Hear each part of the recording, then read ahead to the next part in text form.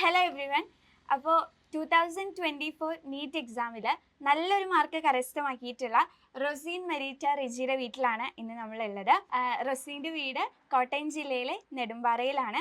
അപ്പോൾ ഇതേ റൊസീൻ ഉണ്ട്, അതുപോലെ അമ്മയും അമ്മമ്മയും ഒക്കെ ഇവിടെ നമ്മുടെ കൂടെ ഉണ്ട്. അപ്പോൾ നമുക്ക് റൊസീനോട് തന്നെ ചോദിച്ചു നോക്കാം അല്ലേ, എങ്ങനെയുണ്ടായിരുന്നു ഈ ഒരു ജേണി എന്നുള്ള കാര്യം നമുക്ക് റൊസീനോട് തന്നെ ഒന്ന് ചോദിച്ചു നോക്കാം. അപ്പോൾ അതിന് മുന്നേ നമുക്ക് എത്രയായിരുന്നു സ്കോർ എന്നൊന്ന് അറിയണം. എത്രയായിരുന്നു മോളുടെ സ്കോർ? എൻ്റെ സ്കോർ 688 ആയിരുന്നു. 688 ആയിരുന്നു. അപ്പോൾ നല്ലൊരു സ്കോറാണ് കിട്ടിയിട്ടുള്ളത്. അപ്പോൾ എന്താ ഇപ്പോൾ ഫീൽ ചെയ്യുന്നത്, എന്ത് തോന്നുന്നു ഈ ഒരു നിമിഷം? നല്ല സന്തോഷം തോന്നുന്നുണ്ട് ഇത്രയും നല്ല റാങ്ക് ലഭിച്ചതിൽ. അപ്പോൾ മോള് ബ്രില്യൻറ്റിൽ റിപ്പീറ്റർ ബാച്ചിലായിരുന്നു ഉണ്ടായിരുന്നത് അല്ലേ? അപ്പോൾ എങ്ങനെയുണ്ടായിരുന്നു നമ്മുടെ ബ്രില്യൻറ്റിലെ ഒരു ജീവിതം, എങ്ങനെയാണ് ഉണ്ടായിരുന്നത്? ബ്രില്യൻറ്റിലെ ക്ലാസ്സസ് ഒക്കെ വളരെ നല്ലതായിരുന്നു. ഞാൻ ഡേ സ്കോളർ ആയിരുന്നു. അപ്പം ഡേ സ്കോളേഴ്സിന് വീട്ടിൽ ചെന്നിട്ടും പഠിക്കാൻ വേണ്ടി, പിന്നെ യാത്രാ സൗകര്യത്തിനൊക്കെ അങ്ങനെ വേണ്ടിയാണ് ക്ലാസ് ഒക്കെ അവർ സെറ്റ് ചെയ്തിരുന്നത്. അതുപോലെ തന്നെ ക്ലാസ്സസ് ആണെങ്കിലും എല്ലാം വളരെ നല്ല ക്ലാസ്സസ് ആയിരുന്നു, നമുക്ക് നന്നായിട്ട് മനസ്സിലാകുന്ന രീതിയിൽ. അതുപോലെ തന്നെ ബ്രില്യൻറ്റിലെ സ്റ്റഡി മെറ്റീരിയൽസും എല്ലാം നമുക്ക് ഏത് ടോപ്പിക്കിനെയും നമ്മളിപ്പം പഠിക്കുമ്പോൾ അത്ര ടച്ച് ചെയ്ത് പോയില്ലെങ്കിലും ആ ബുക്ക് ചെയ്യുമ്പം, സ്റ്റഡി മെറ്റീരിയൽ വർക്ക് ബുക്കൊക്കെ ചെയ്യുമ്പം നമ്മൾ തന്നെ അതും കൂടെ ഇൻവോൾവ് ആവുന്ന രീതിയിലുള്ള സ്റ്റഡി മെറ്റീരിയൽസ് ഹെൽപ്ഫുൾ. ഓക്കെ. അപ്പോൾ ഡേ സ്കോളർ ആയിരുന്നു എന്ന് നമ്മളോട് പറഞ്ഞു. അപ്പോൾ അതുകൊണ്ട് വീട് മിസ് ചെയ്യുക അങ്ങനത്തെ പ്രശ്നങ്ങളൊന്നും ഉണ്ടായിരുന്നില്ല അല്ലേ? ഇല്ല, അങ്ങനത്തെ പ്രശ്നങ്ങളൊന്നും ഇല്ലായിരുന്നു. അപ്പോൾ ചെറുപ്പം തൊട്ട് തന്നെ ഈ ഒരു ഡോക്ടർ ആവണമെന്നായിരുന്നു ആഗ്രഹം, അതോ എപ്പോൾ തൊട്ടാണ് ഈ ഒരു ആഗ്രഹം തോന്നി തുടങ്ങിയത്? 10th സ്റ്റാൻഡേർഡ് കഴിഞ്ഞപ്പോൾ തൊട്ടാണ് MBBSലേക്ക് വരണം എന്നൊരാഗ്രഹം തോന്നിയത്. അത് ഇങ്ങനെ യൂട്യൂബിൽ മോട്ടിവേഷൻ വീഡിയോസ് അങ്ങനെയൊക്കെ കണ്ട് അങ്ങനെയാണ് ആ ഒരു ആഗ്രഹം തോന്നിയത്.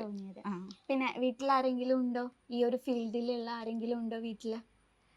MBBSലില്ല. എൻ്റെ ചേച്ചിയാണെങ്കിൽ ബ്രില്യൻറ്റിൽ തന്നെ റിപ്പീറ്റ് ചെയ്ത് ഇപ്പം മണ്ണൂത്തിയിൽ വെറ്റിനറിക്ക് പഠിക്കുന്നു. ഓക്കെ. അപ്പോൾ ചേച്ചി ഒരു റോൾ മോഡൽ ആയിരുന്നു അല്ലേ ഈ ഒരു ഫീൽഡിലേക്ക് വരാൻ വേണ്ടിയിട്ട്? ഓക്കെ. അപ്പോൾ ചേച്ചി പഠിക്കുന്നതൊക്കെ കണ്ടിട്ടുണ്ടാവും. ഉണ്ട്. ചേച്ചി ഇതേപോലെ ഡേ സ്കോളർ തന്നെയായിരുന്നു? ചേച്ചിയും ഡേ സ്കോളർ ആയിരുന്നു. അപ്പോൾ പഠിക്കുന്ന സമയത്ത് ഇപ്പോൾ വീട്ടിലായിരുന്നല്ലോ, അപ്പോൾ എങ്ങനെയായിരുന്നു, ടൈം ടേബിൾ ഒക്കെ ഉണ്ടായിരുന്നോ, അല്ലെങ്കിൽ എങ്ങനെയായിരുന്നു പഠിത്തത്തിൻ്റെ ഒരു രീതികളൊക്കെ ഉണ്ടായിരുന്നത്? ടൈം ടേബിൾ ഉണ്ടായിരുന്നു. പിന്നെ ക്വസ്റ്റ്യൻസ് ഒക്കെ ഒരുപാട് ചെയ്ത് നോക്കുമായിരുന്നു. തിയറിക്ക് ലെസ് ടൈം കൊടുത്തിട്ട് ക്വസ്റ്റ്യൻസിന് കൂടുതൽ ടൈം കൊടുക്കുന്ന രീതിയിലാണ് ഞാൻ പഠിച്ചത്. അതായത് പ്രോബ്ലംസ് കൂടുതൽ ചെയ്യുന്ന രീതിയിൽ.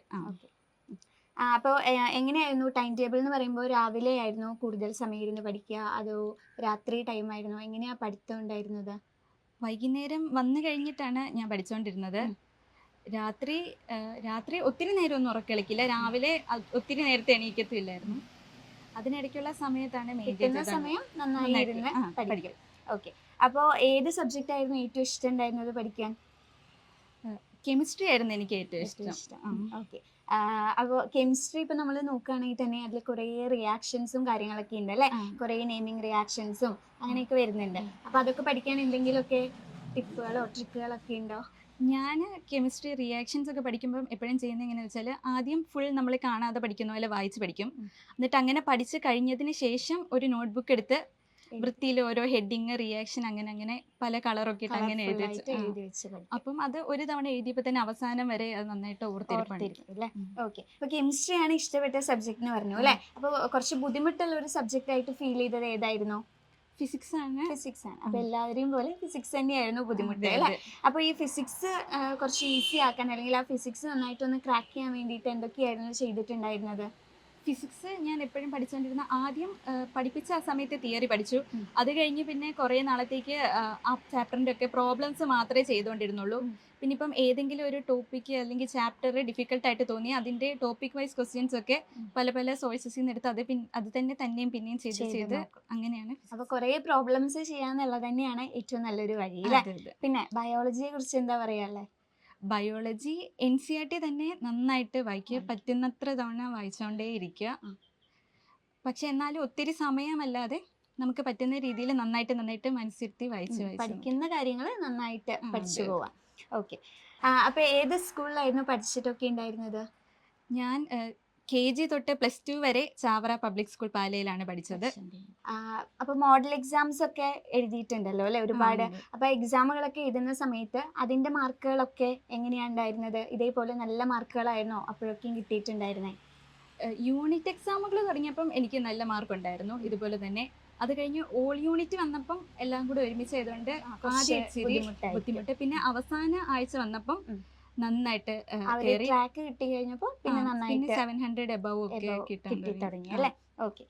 അപ്പൊ നമ്മളുടെ റൊസീന്റെ പാരന്റ്സ് നമ്മുടെ കൂടെ ഉണ്ട്. അപ്പൊ നമുക്ക് അമ്മയോട് ഒന്ന് ചോദിച്ചു നോക്കാം, എന്താണ് ഇപ്പം മകൾക്ക് നല്ലൊരു റിസൾട്ട് കിട്ടിയിരിക്കുകയാണ്, അപ്പൊ എന്താണ് ഈ ഒരു സമയം തോന്നുന്നതെന്ന് നമുക്കൊന്ന് ചോദിച്ചു നോക്കാം. എന്താണ് അമ്മയ്ക്ക് ഫീൽ ചെയ്യുന്നത് ഈ ഒരു ടൈമില്? നല്ലൊരു സന്തോഷവും ഒരു അഭിമാനവും തോന്നുന്നുണ്ട്. അപ്പോ അമ്മയുടെ പേരെന്തായിരുന്നു? മിനി. മിനി. എന്താ ചെയ്യുന്നേ?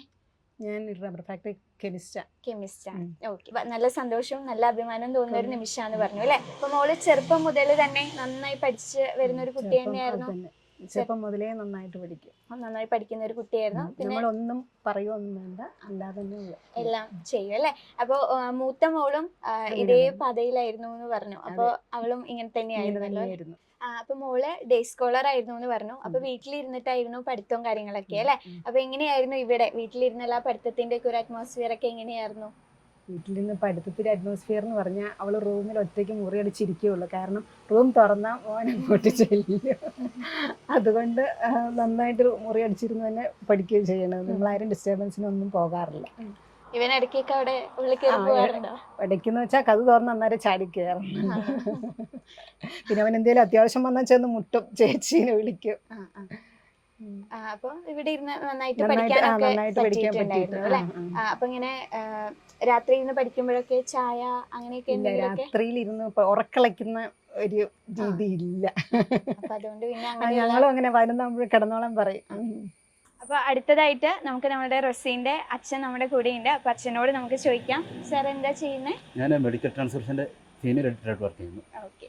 അപ്പോൾ മോൾക്കിതേ നല്ലൊരു റിസൾട്ട് ഒക്കെ കിട്ടി, MBBSന് ചേരാനായിട്ട് പോകാൻ നിൽക്കുകയാണ്. അപ്പൊ എന്താ ഇപ്പൊ തോന്നുന്നത്? ഞങ്ങൾക്ക് വളരെ സന്തോഷം, വളരെ അഭിമാനമാണ്. നന്നായിട്ട് പഠിച്ചു വരുന്ന വെച്ചായിരുന്നു. അതുകൊണ്ട് ഞങ്ങൾക്ക് നല്ല പ്രതീക്ഷ ഉണ്ടായിരുന്നു. അവളുടെ ഫ്യൂച്ചർ അവൾ തന്നെ ഡിസൈഡ് ചെയ്ത് നല്ല നിലയിൽ തന്നെ അവളത് എത്തിച്ചേർന്നു. അതിൻ്റെ അകത്ത് വളരെ വളരെ സന്തോഷമാണ് ഞങ്ങൾക്കുള്ളത്. പിന്നെ ബ്രില്യൻ്റ് എന്തുകൊണ്ടായിരുന്നു ചൂസ് ചെയ്തത്? ബ്രില്യൻ്റ് എന്ന് പറഞ്ഞു കഴിഞ്ഞാൽ ഞാൻ കോളേജിൽ പഠിക്കുന്ന കാലങ്ങളിൽ തന്നെ ബ്രില്യൻ്റിനെ കുറിച്ച് എനിക്കറിയാം. അതിനുശേഷം എൻ്റെ ഫ്രണ്ട് അവിടെ പഠിപ്പിക്കുന്നുണ്ടായിരുന്നു. അതിനുശേഷം അവർ സജ്ജി എന്ന് പറഞ്ഞൊരു ഫ്രണ്ട് പുള്ളി അവിടെ നിന്ന് മാറി, പുള്ളി കോഴിക്കോടുണ്ട്. അതുകൂടാതെ തന്നെ ഇവിടുത്തെ പഠന രീതികളും പഠിപ്പിക്കുന്ന രീതികളെക്കുറിച്ച് കുറിച്ച് എനിക്ക് നല്ല അവബോധമുണ്ടായിരുന്നു. എൻ്റെ ഫ്രണ്ട്സ് തന്നെ ഉണ്ടായിരുന്നു, അവിടെ പഠിപ്പിക്കുന്നതിലുണ്ടായിരുന്നു. മൂത്ത മോൾ അപ്പം ഞാൻ അങ്ങോട്ടാണ്, ഞങ്ങളങ്ങോട്ട് വേറൊന്നും നോക്കാണ്ട് നേരെ അങ്ങോട്ട് വരികയാണ്. അപ്പം മോളിങ്ങനെ ഡോക്ടർ ആവണം എന്നുള്ള ഒരു ആഗ്രഹം പറഞ്ഞപ്പോൾ എന്തായിരുന്നു മനസ്സിലേക്ക് വന്നിട്ടുണ്ടായിരുന്നത്? ഞങ്ങൾ അതിന് പ്രോത്സാഹിപ്പിക്കുകയാണ് ചെയ്തത്. കാരണം അവളുടെ പിള്ളേരുടെ ഒരു ആഗ്രഹങ്ങളുണ്ട്, കുഞ്ഞുങ്ങളുടെ ആഗ്രഹങ്ങൾ അത് പൂർത്തീകരിക്കുക എന്നുള്ളത് നമ്മുടെ ഒരു ഇതാണ്, ഒരു ഡ്യൂട്ടിയാണല്ലോ. അതുകൊണ്ടത് അക്കോർഡിംഗ്ലി അത് സാധിച്ചു കൊടുക്കാനായിട്ട് ഞങ്ങൾക്ക് സാധിച്ചു. നിങ്ങൾ സൗകര്യങ്ങൾ ഒരുക്കി കൊടുത്തു, അത് യൂട്ടിലൈസ് ചെയ്തു, വളരെ നന്നായിട്ട് യൂട്ടിലൈസ് ചെയ്തു. അപ്പോൾ അടുത്തതായിട്ട് നമ്മുടെ റസീൻ്റെ അമ്മച്ചി നമ്മുടെ കൂടെയുണ്ട്. അപ്പോൾ നമുക്ക് അമ്മച്ചിയോട് ഒന്ന് ചോദിച്ചു നോക്കാം, എന്താ ഇപ്പോൾ കൊച്ചുമോൾക്ക് ഇതേ നല്ലൊരു ഭാവി ഉണ്ടാവാൻ പോവുകയാണ്, അപ്പോൾ എന്താണ് തോന്നുന്നത് നമുക്കൊന്ന് ചോദിച്ചു നോക്കാം. അപ്പോൾ അമ്മച്ചിക്ക് എന്താ ഇപ്പോൾ തോന്നുന്നത്? വളരെ സന്തോഷം തോന്നുന്നു. മൂത്ത കൊച്ചു അതുപോലെ തന്നെ മിടുക്കത്തിയായിട്ടേ രണ്ടുപേരും പഠിച്ച് അവളെ ഇവിടെ പഠിക്കുക, തൃശ്ശൂര് മണ്ണൂറ്റത്തില പഠിക്കുന്നത്. അതും ഡോക്ടറാകാൻ പഠിക്കുകയാണ്. ഇതും ഡോക്ടറാകാൻ പഠിക്കുന്നത് വളരെ സന്തോഷമുണ്ട്. അപ്പോൾ റൊസീൻ ഇങ്ങനെ നല്ലൊരു റിസൾട്ടൊക്കെ മേടിച്ച് ഒരു ഡ്രീം ക്യാമ്പസ് ഉണ്ടാവില്ലേ, എന്തായാലും പോയി ജോയിൻ ചെയ്യണമെന്ന്. അപ്പോൾ ഏത് ക്യാമ്പസിൽ ജോയിൻ ചെയ്യണമെന്ന് ആഗ്രഹം? എനിക്ക് കോട്ടയം മെഡിക്കൽ കോളേജിൽ ജോയിൻ ചെയ്യാനാണ് ആഗ്രഹം. വീടിൻ്റെ അടുത്തായതുകൊണ്ടാണോ അതോ വേറെ എന്തെങ്കിലും? വീടിൻ്റെ അടുത്തായതുകൊണ്ടും പിന്നെ നമ്മുടെ സ്വന്തം നാട്ടുകാർക്കൊക്കെ വീട്ടിലൊക്കെ ഇടയ്ക്കിടയ്ക്ക് വരാം. വീട്ടിൽ ഇടയ്ക്കിടയ്ക്ക് വരാം. അപ്പം അതുകൊണ്ട് കോട്ടയം മെഡിക്കൽ കോളേജ് തന്നെയാണ് ആഗ്രഹം. അപ്പോൾ എന്തായാലും ഇനിയിപ്പോൾ നെക്സ്റ്റ് ഇയറും ഇതേപോലെ തന്നെ ഒരുപാട് കുട്ടികൾ ഈ ഒരു നീറ്റ് എക്സാം ക്രാക്ക് ചെയ്യാൻ വേണ്ടിയിട്ട് പഠിച്ചുകൊണ്ടിരിക്കുന്നുണ്ട്. അപ്പോൾ അവർക്ക് കൊടുക്കാനായിട്ട് എന്തെങ്കിലുമൊക്കെ ഒരു മെസ്സേജ് ഉണ്ടോ കയ്യിൽ? നമ്മൾ ഒന്നും ടെൻഷൻ അടിക്കാതെ നല്ല ടെൻഷൻ ഫ്രീ ആയിട്ട് നമുക്ക് അവൈലബിൾ ആയിട്ടുള്ള റിസോഴ്സസ് വെച്ച് നന്നായിട്ട് ഹാർഡ് വർക്ക് ചെയ്യുവാണെങ്കിൽ നമുക്ക് ഉറപ്പായിട്ടും ക്രാക്ക് ചെയ്യാവുന്ന ഒരു എക്സാമാണ് നീറ്റ് എക്സാം. അപ്പോൾ റൊസീനും പറയുന്നത് ഇപ്പം നീറ്റ് എക്സാം എന്ന് പറയുന്നത് അത്രയും ടഫായിട്ടുള്ള ഒരു എക്സാം ആണ് എന്നല്ല, നമ്മൾ നന്നായിട്ട് ഹാർഡ് വർക്ക് ചെയ്യുക, അതുപോലെ തന്നെ നന്നായിട്ട് സ്മാർട്ട് വർക്ക് ചെയ്യുക, കിട്ടുന്ന സമയം നല്ല അടിപൊളിയായിട്ട് നമ്മൾ പഠിക്കുകയാണെങ്കിൽ ഏതൊരാൾക്കും ക്രാക്ക് ചെയ്യാൻ പറ്റുന്ന ഒരു എക്സാമാണ് അല്ലേ? അപ്പോൾ എല്ലാവരും നമ്മുടെ റൊസീനൊക്കെ പഠിച്ച പോലെ തന്നെ നല്ല അടിപൊളിയായിട്ട് പഠിക്കുക, എക്സാമൊക്കെ ക്രാക്ക് ചെയ്യുക. And all the very best. Entrance സംബന്ധമായ വാർത്തകളും അപ്ഡേഷനുകളും ഏറ്റവും വേഗം ആധികാരികമായി അറിയാൻ ബ്രില്യൻ സ്റ്റഡി സെന്റർ പാല യൂട്യൂബ് ചാനൽ സബ്സ്ക്രൈബ് ചെയ്യുക, ബെലൈക്കൺ അമർത്തുക, ഈ വീഡിയോ മറ്റു സുഹൃത്തുക്കളിലേക്കും മാക്സിമം ഷെയർ ചെയ്യുക.